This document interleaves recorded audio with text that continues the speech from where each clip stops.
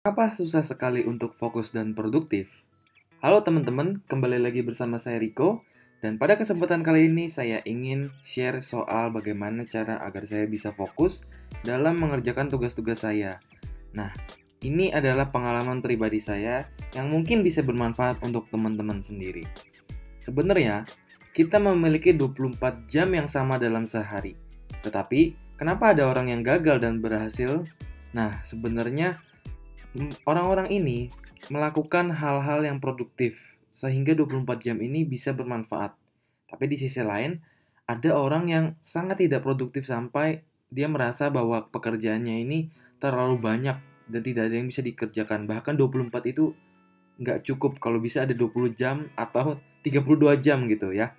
Nah, sebuah penelitian di Amerika mengatakan bahwa orang yang membuat skala prioritas dalam hidupnya akan jauh lebih produktif dan fokus daripada yang tidak sama sekali. Dan sadarkah kamu sejak kecil kita sudah terbiasa membuat skala prioritas? Tetapi, kemampuan ini sudah tidak diasah lagi sampai kita dewasa. Contohnya waktu kita pergi ke sekolah. Mulai dari kita bangun ya, terus habis bangun kita mandi, gosok gigi, ya bersih-bersih, kemudian pakai seragam, habis itu kita sarapan, dan setelah sarapan kemudian kita berangkat dan siap ke sekolah. Sebenarnya ini adalah skala prioritas ya. Ibaratnya ini ada SOP-nya, standar operating prosedurnya ya. Mulai dari kita bangun, kita mandi, kita makan, sampai kita berangkat ke sekolah, itu sebenarnya sudah ada skala prioritasnya. Kita sudah tahu apa yang harus kita lakukan. Contoh, waktu kita baru bangun, pilihannya ada dua. Skala prioritasnya ada dua. Mau skala prioritas untuk malas-malesan, atau skala prioritasnya untuk bangun dan kemudian beraktivitas. Nah, terkadang orang-orang tidak memikirkan ya, apakah ketika dia bangun pengen kerja atau pengen malas-malasan. Akhirnya orang milihnya malas-malasan. Makanya ada beberapa menit waktunya yang terbuang ya. Kemudian secara tidak sadar ya, secara di bawah sadar kita, skala prioritas kita ini sudah dilakukan sejak kecil, tetapi waktu dewasa kita malah lupa gitu. Nah, bagaimana agar kita bisa produktif dan fokus dengan skala prioritas kita? Nah, yang pertama yang harus dilakukan adalah kita menentukan apa yang ingin kamu lakukan hari ini dan sepekan ke depan. Biasanya, saya akan menggunakan sebuah aplikasi yang gratis, namanya Remember the Milk. Nah, dengan aplikasi ini saya biasa mengatur schedule saya. Kira-kira hari ini mau ngapain? Besok mau ngapain sampai weekend mau ngapain gitu. Nah, kalau bisa, hal-hal yang membuat Anda sibuk diletakkan setiap hari tuh ya. Nanti kalau udah mulai nganggur ya, waktu untuk bermain games atau melakukan aktivitas yang nyantai-nyantai itu baru boleh diselipkan gitu. Dan tentukan dulu apa yang ingin Anda lakukan. Nah, kalau Anda pengangguran gak punya kegiatan gimana? Ya, Anda fokuskan waktu Anda untuk belajar suatu hal yang ingin Anda capai. Misal Anda ingin menjadi seorang pengusaha di bidang misalkan di bidang makanan, di bidang kuliner ya. Terus Anda bingung bagaimana cara memasarkan produk Anda. Oke, harusnya Anda akan fokus belajar pada marketing. Nah, carilah guru marketing, carilah seminar-seminar marketing, baca buku marketing, ikut komunitas-komunitas marketing, dan fokuskan waktu Anda dan skala prioritas Anda kepada hal tersebut.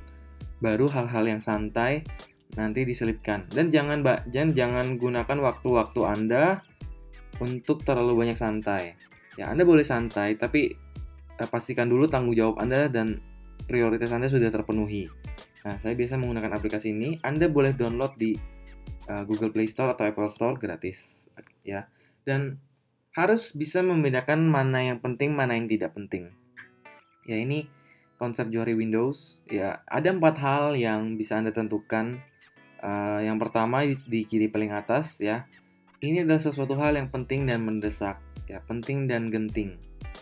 Nah, kemudian yang di sebelah kanan atas ada tidak mendesak, nah, yaitu penting dan tidak genting.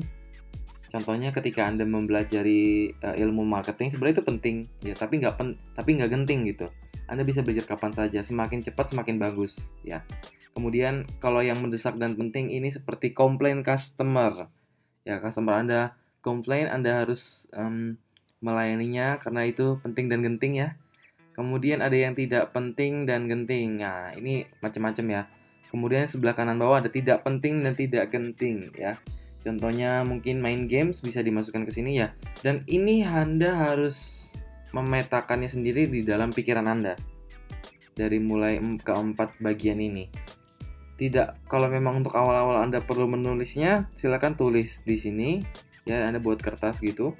Kalau memang Anda sudah terbiasa, Anda cukup petakan di dalam pikiran Anda. Kalau saya pribadi, saya biasa memetakannya sendiri di dalam pikiran saya. Oh, ini penting kok. Oh, ini nggak terlalu penting, masih bisa ditunda dulu gitu. Tapi selalu catat dan terus dilakukan di dalam aplikasi Remember the Milk. Oke. Nah, yang kedua, evaluasi apakah selama sepekan kamu sudah melakukan hal nomor 1 atau belum ya. Jadi ketika Anda sudah menggunakan aplikasi ini, kemudian sudah memetakan dengan Johari Windows, Anda harus evaluasi. Kira-kira selama sepekan, Anda sudah melakukan tugas-tugas Anda secara benar atau belum? Atau masih kurang efektif nih? Nah, kalau masih kurang efektif, Anda harus evaluasi. Kenapa? Karena tidak ada orang yang berhasil dalam satu kali percobaan. Ya, mereka akan mencobanya terus dan mengevaluasi. Kalau Anda nggak evaluasi sama dengan Anda gagal. Karena Anda aja baru mulai, ya kan?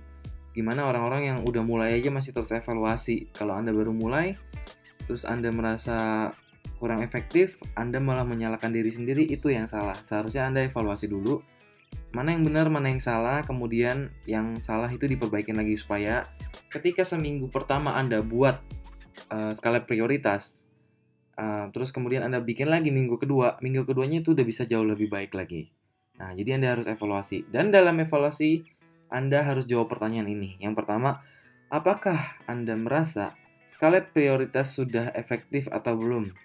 Kalau sudah, berarti Anda boleh melanjutkannya di minggu kedua.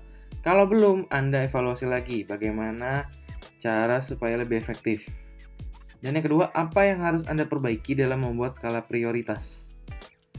Kalau nggak ada yang diperbaiki, itu yang salah. Karena selalu ada hal yang bisa diperbaiki. Dan itu dipikiran apa yang harus diperbaiki. Dan faktanya, ada seorang pengusaha bernama Tim Ferriss, ya Timothy Ferriss, mampu bekerja selama 4 jam seminggu dan menjadi orang super kaya. Karena apa? Karena ia membuat skala prioritas. Ya, kalau Anda baca buku Tim Ferriss yang berjudul 4 Hour Work Week, itu dijelaskan gimana sih caranya dia cuma bekerja 4 jam seminggu dan kemudian menjadi orang super kaya ya. Dan intinya dia membuat skala prioritas dalam hidupnya. Kalau misalkan kita tidak bisa membuat 4 jam seminggu, kita mungkin bisa membuat waktu kita jauh lebih banyak lagi di sana gitu. Dan hal ketiga adalah kita harus pelajari hal yang harus dihindari ya. Ini ada beberapa hal yang harus Anda lakukan dan beberapa yang harus Anda hindari. Yang pertama, Anda dilarang scroll timeline Facebook, Instagram, YouTube, Pet, ya. Karena hampir 50% waktu kita terbuang untuk melakukan hal ini. Coba aja Anda ngelihat teman-teman di sekitar Anda, ya waktu jam istirahat ngapain, waktu santai dia ngapain, waktu kerja dia ngapain. Nah, biasanya yang terlalu tidak produktif, dia biasanya akan scroll timeline di Facebook, Instagram, YouTube, Pet, dan lain-lain. Dan maksimal scroll timeline itu dalam sehari itu 50 menit ya, atau dibikin 5 kali 10 menit. Jadi Anda bekerja selama setengah jam sampai 1 jam, kemudian istirahat boleh scroll timeline sekitar 5 menit. Sekitar 10 menit boleh. Dalam sehari 5 kali aja gitu, dan selebihnya tidak boleh. Dan saat ada waktu free time, Anda gunakan waktu free time Anda nih, misalkan Anda udah mati gaya atau tidak ada kerjaan lagi ya. Anda bisa melist beberapa hal ini seperti olahraga, baca buku, mendengarkan podcast, mengikuti seminar, bertemu dengan orang hebat, makan, beristirahat, melakukan hobi. Ya, apapun yang bisa Anda lakukan saat free time, Anda lakukan hal ini. Supaya apa? Supaya Anda kalau mati gaya itu nggak kepikiran untuk main game lagi nyantai-nyantai dulu karena biasanya nyantai-nyantai itu kalau nggak dibatasin waktu bisa kebablasan gitu. Ya. Dan kalau ada waktu saat Anda mati gaya ini atau bingung harus ngapain, silakan pilih beberapa kegiatan tersebut. Jangan sampai Anda mati gaya dan jadi scroll timeline. Karena kegiatan scroll timeline ini kadang-kadang bisa menghabiskan waktu kita, energi kita juga ya. Anda misalkan buka Facebook atau buka Instagram, banyak sekali yang bahas politik padahal Anda tidak mau bersentuhan dengan itu, kemudian Anda baca Kemudian Anda ikut-ikutan emosi dan ikut-ikutan berdebat. Bahkan pada saat ada perdebatan, biasanya Anda akan mengikuti pada menit pertama, kemudian Anda close Facebook Anda atau Instagram Anda. Setelah itu Anda berapa menit kemudian pengen ngeliat, ini yang ngedebat gue udah balas belum ya? Oh udah balas, oke gue akan balas lagi. Itu yang sering dilakukan teman-teman tuh, yang sering lupanya tuh di situ gitu ya. Dan ini adalah pesan terakhir saya, orang sukses adalah orang yang paling bertanggung jawab pada perubahan hidupnya, bukan orang lain. Oke? Semoga apa yang saya share bermanfaat. Iya, Anda kalau nonton video ini dari YouTube, Anda boleh subscribe YouTube saya ya di youtube.com/rikowang.id. Anda bisa klik tombol subscribe, like, berikan komen, dan share. Kalau Anda menonton ini selain lewat channel YouTube, Anda boleh sebarkan ke teman-teman lainnya. Baik, semoga apa yang saya share bermanfaat. Sampai jumpa, dadah.